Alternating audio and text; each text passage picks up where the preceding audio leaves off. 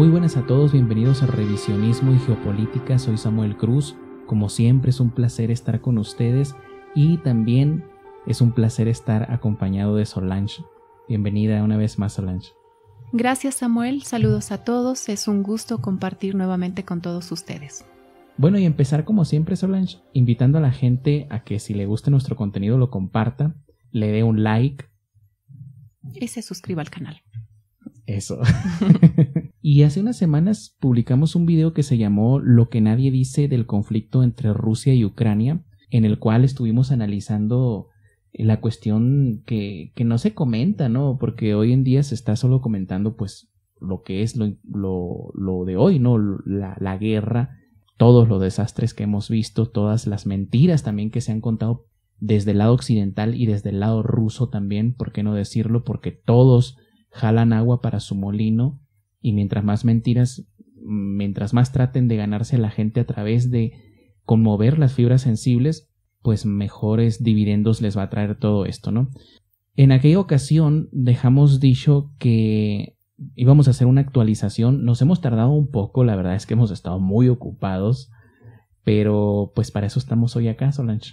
Así es, y justamente estamos a 44 días del inicio de este conflicto y en esta oportunidad vamos a hablar un tema que tampoco se toca en los medios de comunicación y es justamente un informe que sacó la Rand Corporation acerca de cómo existen formas en las que se está presionando de alguna forma a Rusia sin que se note.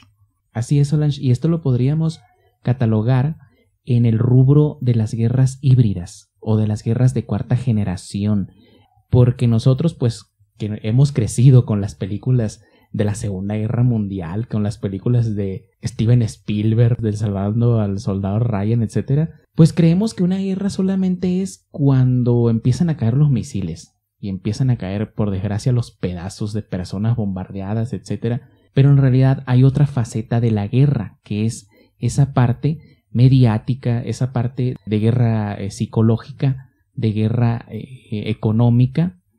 Y precisamente es que estos señores no tienen vergüenza, Solange. Lo ponen hasta en internet, o sea, nosotros no estamos descubriendo el hilo negro, ¿eh? Hemos agarrado desde la página de la Rand Corporation y hemos leído este documento que se llama Overextending and Unbalancing Russia, que al español se traduciría como Sobreextendiendo y Desequilibrando a Rusia, y su subtítulo es Evaluación del impacto de las opciones de imposición de costos, o el término en inglés que es Cost Imposing Options. Creo que es importante recalcar este término de sobreextensión, ¿no? Porque tal vez podríamos entenderlo como que es el ampliar o algo así, pero en lo que tú me explicabas es justamente un término que implica el tensar, ¿no? El extender a los límites en realidad a Rusia. Exacto, de hecho, el resumen, el título está muy exacto porque lo que estamos viendo en esta guerra de Occidente contra Rusia es que en realidad la están atacando por todos lados, por el lado económico, el lado cultural, el lado deportivo, y esto no es exageración, hasta los gatitos hemos visto, ¿no? Como exacto. Las competiciones de pedigrí a nivel mundial, ¿no? Bueno, hay competiciones de perros, de caballos, de gatos, pues ahora resulta que la Organización Mundial de este tipo de competencia, que francamente no sé cómo se llamarán, pues los ha expulsado. De hecho, del propio Mundial de Fútbol también ya los expulsaron a los rusos, y es esa forma de sobreextender, de estresar. Entonces, por ahí hay que entender ese término de sobreextender, de llevar al límite a Rusia, como tú dices. Pero ¿qué te parece, para que tengamos un panorama más claro, nos puedas explicar primero qué es la Rand Corporation y también qué significa esto de la imposición de costos? Bueno, yo creo que la mejor opción para explicar qué es la Rand Corporation es apoyarnos en la enciclopedia británica, ¿no? Que si vamos a su página dice que es un grupo de expertos no partidistas. Y es cierto, no son partidistas, no son ni del Partido Demócrata ni del Partido Republicano de Estados Unidos, porque hay que decirlo, que la política exterior de los Estados Unidos no está supeditada a un partido, como sucede en las repúblicas, y perdón que lo diga así, pero es que así es el término oficial, ¿no? Las repúblicas bananeras, que somos ¿Por qué no contar a México, a mi México, ¿no? De México hacia abajo, ¿no? La República Bananera. Ese término lo inventaron también los estadounidenses, ¿no? Nosotros vemos que en nuestros países latinoamericanos llega Evo Morales y se pelea con Yanine, llega Andrés Manuel y se pelea con el Peña Nieto, etcétera. Pero en Estados Unidos no, en Estados Unidos es como la jaula de las locas. Se podrán pelear, pero nunca se harán daño. Claro. Es decir, si llega un Donald Trump, lleva adelante la política exterior que dicta el Pentágono, porque es el Deep State, ¿no? El gobierno profundo. Y si llega Joe Biden, puede acelerar los proyectos. Como por ahí algunos dicen que Donald Trump estaba frenando el nuevo orden mundial y que estaba frenando con su, no sé, los sombreros blancos y cosas así sacadas de totalmente de páginas fantasiosas, ¿no? Pero en la Realpolitik, la política estadounidense, que es pragmática por excelencia, no se basa en esos dichos que a la masa le gustan, pues de blanco y negro, de extraterrestres contra humanos y etcétera, ¿no? Es más, por eso se llama Realpolitik, pues precisamente porque es la política real, lo que sucede en serio, pues. Entonces, nos dice la Enciclopedia Británica que este grupo tiene un enfoque original que fue la seguridad nacional, en eso se enfoca, la seguridad nacional estadounidense obviamente, y surgió de un proyecto de investigación y desarrollo, y su nombre es una contracción de investigación y desarrollo. Eso significa RAND Corporation, ¿no? Esta organización hay que decir que nace después de la Segunda Guerra Mundial, en 1945, pero para el 48 se convirtió en una corporación privada sin fines de lucro. Eso es bastante discutible, francamente. Y en la década de los años 60 amplió su enfoque para abordar cuestiones de política pública interna en los Estados Unidos, y esto cambió bastante después durante los ataques a las Torres Gemelas, ¿no? Pero eso es otro tema, ¿no? Y actualmente su misión es mejorar las políticas y la toma de decisiones a través de la investigación y el análisis. Esta corporación, ahora ya dejando de un lado la definición oficial, se ha encargado, Solange, de bosquejar, por ejemplo, los proyectos de la caída de la URSS.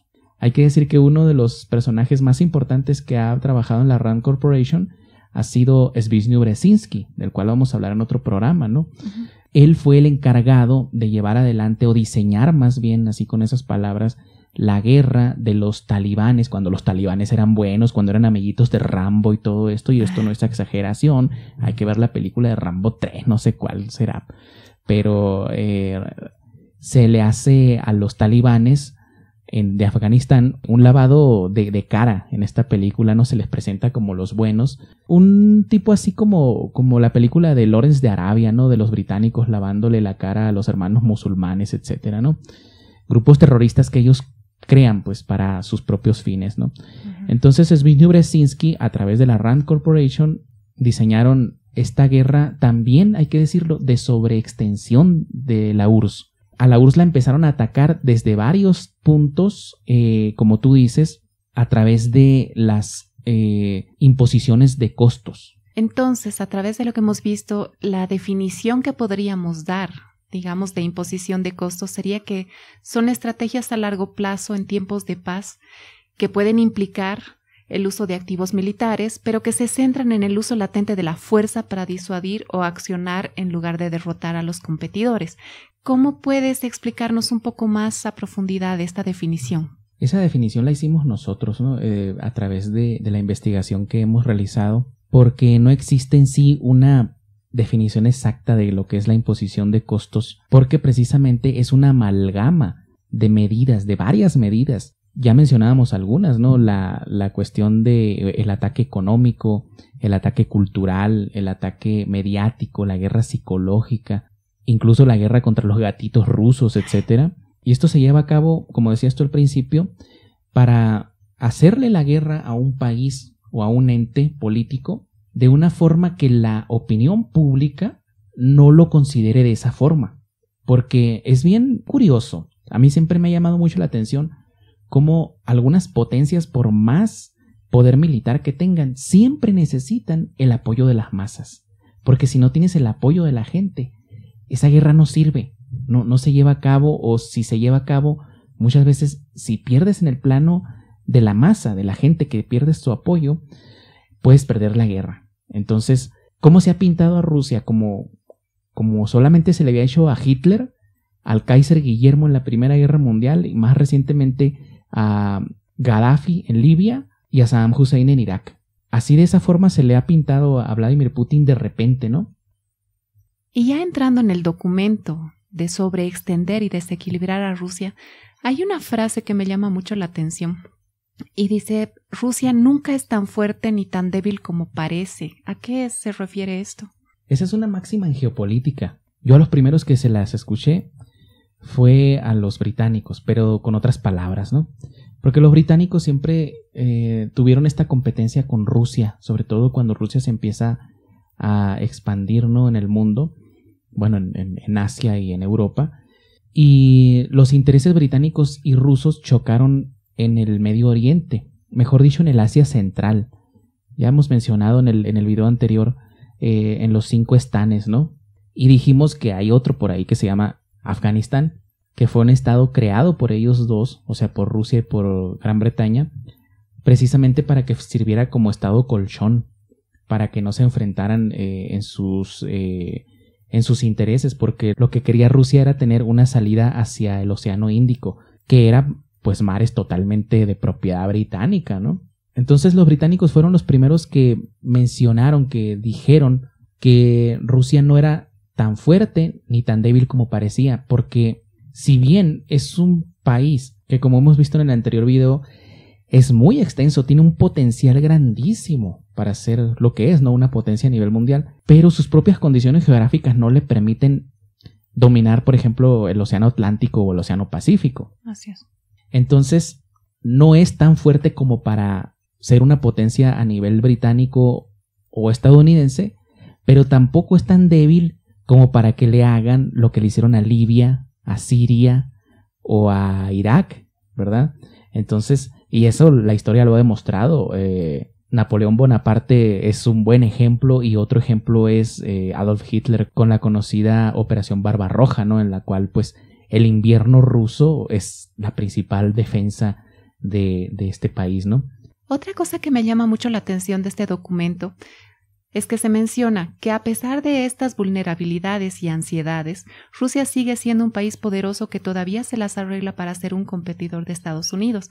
¿A qué se refiere con eso de ansiedades? Y sí, es que es una palabra que en medio de un análisis geopolítico como el que estamos viendo que hace la Rand Corporation, suena hasta fuera de lugar, pero tiene mucho que ver, y para eso podríamos ir a la definición, o mejor dicho, a la explicación que se da en el libro Políticas de la Ansiedad, en el cual se explica que la austeridad, los temores en torno a la migración, en torno a la guerra, todo eso provoca ansiedades, y el mundo político está impregnado de ellas.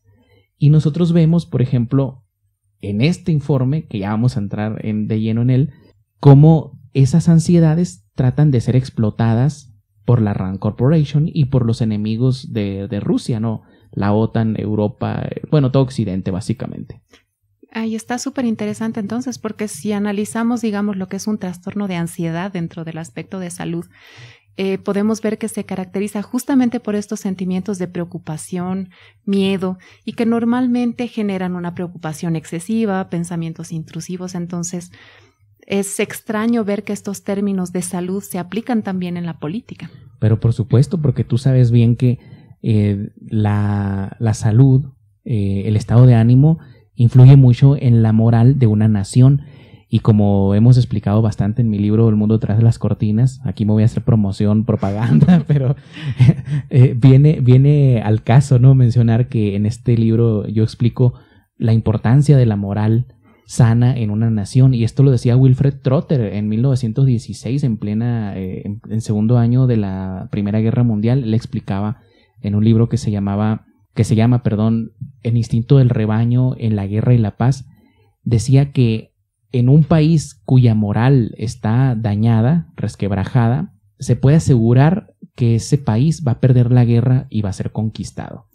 Entonces podemos decir, Solange, con ese término médico que acabas de dar, que esto cae en la categoría de guerra de nervios, que es parte también de la guerra psicológica. Yo los invito a que busquen la definición de guerra de nervios. Entonces ahora se hace más vigente que nunca justamente la frase que tú dices en el libro El mundo detrás de las cortinas, de que la próxima guerra mundial se iba a librar en la mente de las personas, ¿verdad? Y se está haciendo realidad. A mí no me da orgullo ser portador de esas noticias, pero es una forma de advertencia, ¿no?, en la que lo hicimos en este libro. Samuel, ¿qué te parece si leemos alguna de las medidas que imponen costos económicos? Me parece excelente, Solange. Bueno, vamos con el primero. La expansión de la producción de energía de Estados Unidos estresaría la economía de Rusia, limitando potencialmente su presupuesto gubernamental y, por extensión, su gasto en defensa. Al adoptar políticas que expanden la oferta mundial y reducen los precios globales, Estados Unidos puede limitar los ingresos de Rusia. Hacerlo implica poco costo o riesgo y produce beneficios de segundo orden para la economía estadounidense y no necesita respaldo multilateral. ¿Qué nos puedes decir al respecto? Bueno, en ese primer punto, la Rand Corporation se está refiriendo a esta medida que ha tomado los Estados Unidos en medio de esta guerra energética, porque hemos dicho, tiene varios frentes la guerra, ¿no?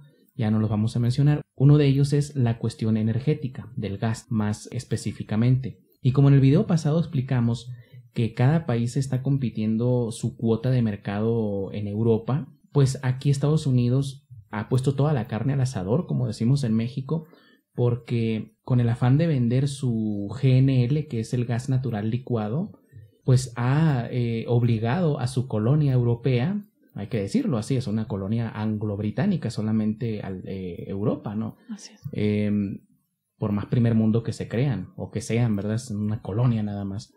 A que se suiciden. Y literalmente, porque ya hemos explicado en el video pasado que cuando se cortó el flujo de gas ruso, hubo muertos en las universidades, en las escuelas. Hubo gente que se murió de hipotermia, en sus hogares también. O sea, es un suicidio europeo lo que estamos viendo.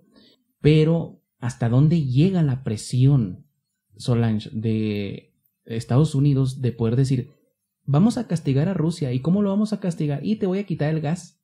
Oye, pero se me van a morir las personas acá de frío. Claro. Se van a morir los pobres, no ustedes, no la clase política, ¿no? Ni la élite.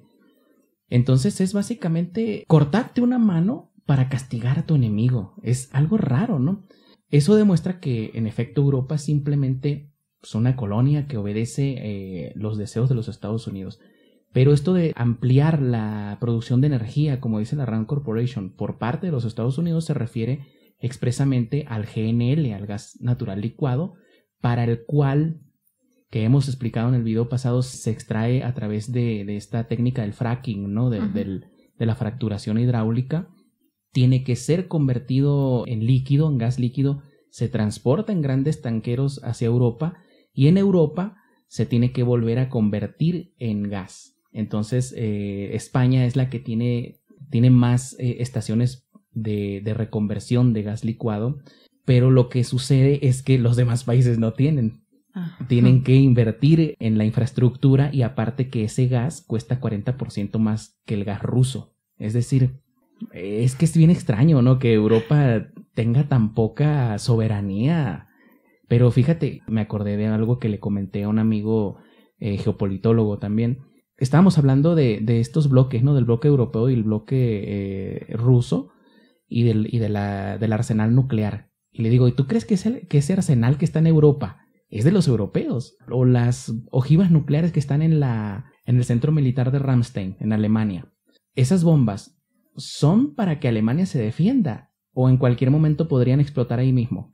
O sea, esas bombas no son de Alemania, ni son de la OTAN, son de los británicos y de los estadounidenses.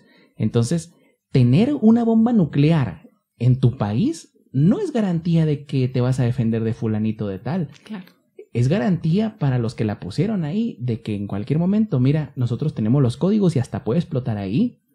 Y podemos decir a través de nuestros medios de comunicación que te la aventó Vladimir Putin, ¿verdad? Claro. Y eso no está muchas veces en la óptica del analista prestigioso. prestidigitador, ¿no? De esos que después se convierten en ideólogos nada más, ¿no? Pero a eso va el primer punto que dice la Rand Corporation de ampliar la capacidad de producción de energía por parte de Estados Unidos. O sea que queriendo castigar a Rusia, en realidad castigan a toda Europa. Es así, pues es la política de la Segunda Guerra Mundial, ¿no? Cuando pierde Alemania la guerra, en realidad la perdió toda Europa. Claro. Porque hay que decir, Solange, que el movimiento nacionalsocialista, y esto puede ser para otra ocasión que lo podamos hablar, no era expresamente nacido, nació en el núcleo alemán, pero se extendió por toda Europa. Había las SS, el ejército más representativo del nacionalsocialismo, aparte de la Wehrmacht, tenía filiales en todos lados, tenía filiales en Ucrania, tenía filiales en Polonia, tenía filiales en Francia, en España, aunque España se quedó fuera de la Segunda Guerra Mundial, en Italia, en todos lados tenía filiales. Ajá. Y continuando, el segundo punto mencionado es la imposición de sanciones comerciales y financieras más profundas probablemente también degradaría la economía rusa, especialmente si tales sanciones son integrales y multilaterales. Así, su efectividad dependerá de la voluntad de otros países de sumarse a dicho proceso, pero las sanciones conllevan costos y, dependiendo de su gravedad, riesgos considerables. Vemos aquí que hay una diferencia, ¿no? Que en la primera decía que no habían riesgos y que además no habían costos. ¿Por qué es esto? Lo que pasa es que estas opciones de imposición de costos van precisamente a eso. Hacen el balance entre costo-beneficio. Entonces, la Rand Corporation, la gente que trabaja ahí es capísima, como dicen por acá por Sudamérica, y cuando hacen este tipo de estudios que se parece a un análisis FODA para los que saben de ingeniería industrial y de negocios, pues se analizan las opciones, pero a la vez hay que tener en cuenta lo que nos puede beneficiar y lo que nos puede afectar. Entonces hay una cuestión ahí que observabas tú, que en la primera también decía que no necesitaba respaldo multilateral, si te fijas, que era la primera, la de la expansión de la producción de energía por parte de Estados Unidos. Pero en la segunda, en la imposición de sanciones que acabas de leer, ahí sí dice que se necesita apoyo integral y multilateral de otros países. Esto lo estamos viendo totalmente claro, ¿no? Sí. Sanciones económicas, sanciones, de hecho hace poquito sanciones al carbón. Ya se ha sancionado absolutamente todo, la moneda rusa, que por cierto, hay que decirlo, se está fortaleciendo, ¿eh? ¿Sabes por qué? Porque Rusia hace varios años, y China junto con Rusia, empezaron a almacenar oro. Entonces, como los Estados Unidos, hay que acordarnos que en los años 30 y un poco, bueno, antes de los años 30, pero en los años 30 se empieza a abandonar el patrón oro, aunque ya se hace oficial en los años 70, ¿no? Con Richard Nixon. Pero en realidad empezó en los años 30 con el señor Franklin Delano Roosevelt. Y ellos en aquella época había los dólares, el de 100 por ejemplo y el de 50. En el de 100 por ejemplo decía Gold Certificate, tenía un sello, ¿no? Entonces, ¿qué significa eso? Que tú podías ir con ese billete de $100 y pedir el equivalente en oro en la ventanilla del banco y el banco estaba obligado a dártelo. En el caso de los de 50 para abajo era Silver Certificate. Estaba basado en este modelo bimetálico, por ponerlo de alguna forma, que era el oro y la plata, el billete, mejor dicho, la moneda estadounidense. Pero cuando se abandona, se convierte en un dinero que no tenía respaldo en nada. Por eso, en lugar de la frase Gold Certificate, le pusieron In God We Trust. Me imagino que, oye, ¿y en qué está basado este billete? ¿En qué podemos confiar? Pues en Dios nada más, cabrón. No, cabrón, no. Ahí te la echas, como decimos en Sonora, ¿no? En cambio, el rublo está y yo esto lo puedo asegurar, Solange, que está por convertirse en rublo oro. Hay que recordar una cosa. Ya ha habido 2 personajes en la historia reciente que han intentado eso. Tú me dirás cómo acabaron. Saddam Hussein y Muammar Gaddafi. ¿Qué significa eso? Que va a atacar directamente a la libra esterlina británica y al dólar estadounidense. Entonces, siempre lo he dicho, la guerra empieza en el plano económico. Por eso se le ha hecho hoy la guerra a Rusia, porque Rusia, si siguiera vendiendo su petróleo barato, su gas también, si lo estuviera regalando otra vez a Europa, pues Vladimir Putin ahí siguiera sin ningún problema, pero ya llegó el momento pues de sacarlo, porque ya les ha pisado mucho los talones a estos, claro, a la élite internacional, ¿no? Y yo no estoy defendiendo a Vladimir Putin, nunca lo defiendo, ni lo defenderé, ni defenderé a nadie, simplemente estoy diciendo una verdad ineludible. Pero para terminar de analizar este punto, también dice que estas sanciones conllevarían costos dependiendo de su gravedad y riesgos considerables. Porque las sanciones, y esto lo acabamos de ver hoy día, Vladimir Putin ha dicho, mejor dicho, Lavrov ha dicho que las sanciones se van a considerar como actos de agresión. Son actos de guerra, y esto es lo que teme Estados Unidos. Si Estados Unidos está sancionando a Rusia, sancionándolo, esto ya va a ser considerado como acto de guerra. Y es lo que no quiere Estados Unidos, porque Estados Unidos no está separado de Rusia por el Océano Atlántico. Está separado, se puede pasar casi caminando de Siberia, o de Kamchatka, mejor dicho, a Alaska. Entonces, Rusia y Estados Unidos no están en las antípodas, claro, están enseguidita los dos. El tercer punto que vamos a mencionar es el de aumentar la capacidad de Europa para importar gas de proveedores distintos de Rusia. Podría extender económicamente a Rusia y proteger a Europa de la coerción energética rusa. Europa avanza lentamente en esta dirección mediante la construcción de plantas de regasificación de gas natural licuado, GNL, lo que acabas de decir. Pero para ser verdaderamente efectiva, esta opción necesitaría que los mercados globales del gas licuado natural se vuelvan más flexibles de lo que ya son, y necesitaría que el gas licuado natural sea más competitivo en precio con el gas ruso. Bueno, ahí tenemos la propia Rand Corporation nos da la razón, ¿verdad? En su tercer punto. Y como decimos, en Europa, España es la que tiene más instalaciones de regasificación. Y es precisamente lo que quieren hacer para toda Europa, los estadounidenses, obviamente, porque como habíamos dicho en el video pasado, vayan a verlo, vamos a poner aquí en este momento la pestaña. Aunque Max Kaiser, este propagandista del Kremlin, que tiene su excelente programa, hay que decirlo, ¿no? El Kaiser Report está muy bueno, la verdad, pero pues no deja de ser un propagandista. Él había dicho que a los Estados Unidos no le generaba ganancias el gas de esquisto, que le generaba pérdidas. En realidad, Estados Unidos se convirtió en una potencia vendedora de gas licuado. Entonces quiere acaparar, ahora ya lo entiendo así, quiere acaparar, si no la totalidad del mercado europeo, sí una gran parte. Ganarle más terreno a los rusos, que la tienen mucho más fácil, porque pues básicamente transportan su gas, pones la tubería y listo. Estados Unidos no, lo tiene que primero sacar de grandes profundidades, convertirlo en líquido y luego transportarlo, como hemos dicho, y para eso necesita plantas regasificadoras. Y obviamente lo que puede suceder aquí, Solange, es que cada país como Alemania, Francia, Suiza, Italia, no sé, inviertan su propia tecnología en la creación de estas plantas regasificadoras, o la otra opción es que los Estados Unidos les venda ese producto. Más probable. Que les diga, casualmente yo las sé construir, ¿no? Entonces, es como cuando van a la guerra. Fíjate que una vez, y como detalle, ¿no?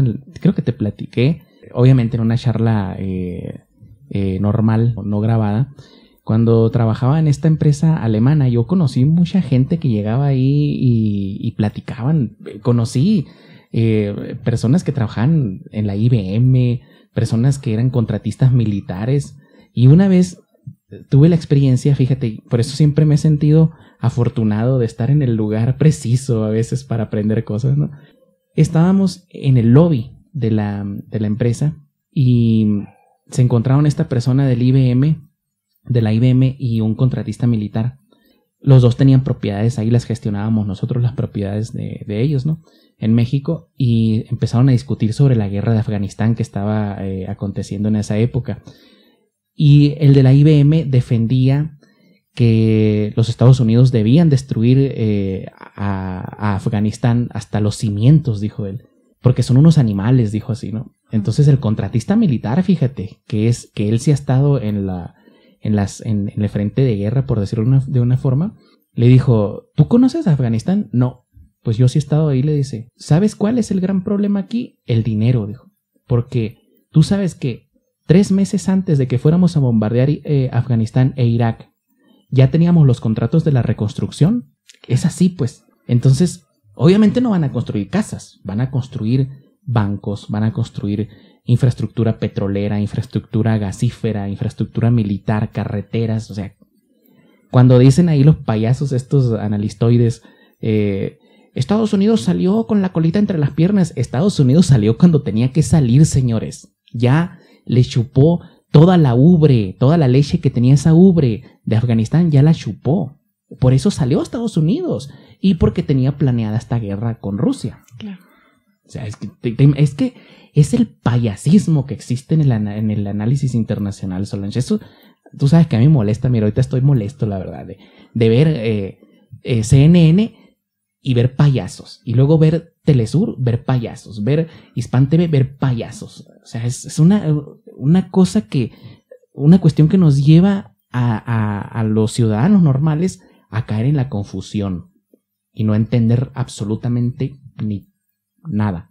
Claro, y es uno de los objetivos en realidad, ¿no? De la guerra psicológica también, tener la información menos clara y precisa justamente para que la gente esté en eso, ¿no?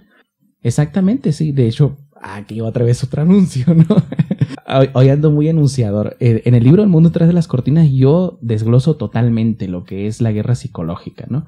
Pero antes de pasar al cuarto punto, que ya te veo que estás lista para leerlo, vamos a poner este mapa que está en italiano, lo vamos a poner en español, que se titula El gas que vendrá.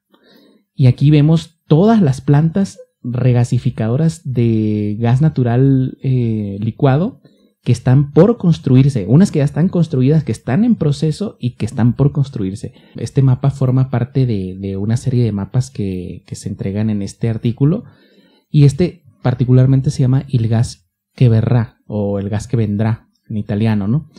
Y ahí vemos todas las tuberías que van a provenir de varias partes del mundo.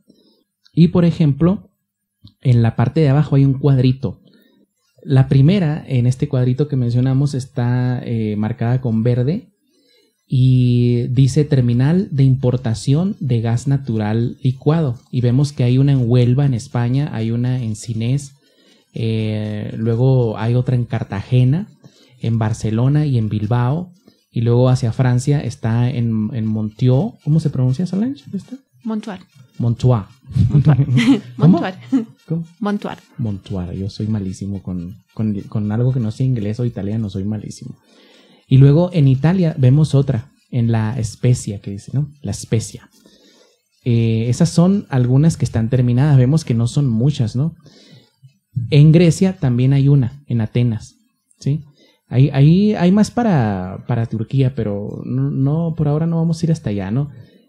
La segunda estrella que está marcada con rojo son plantas para la exportación del gas GNL.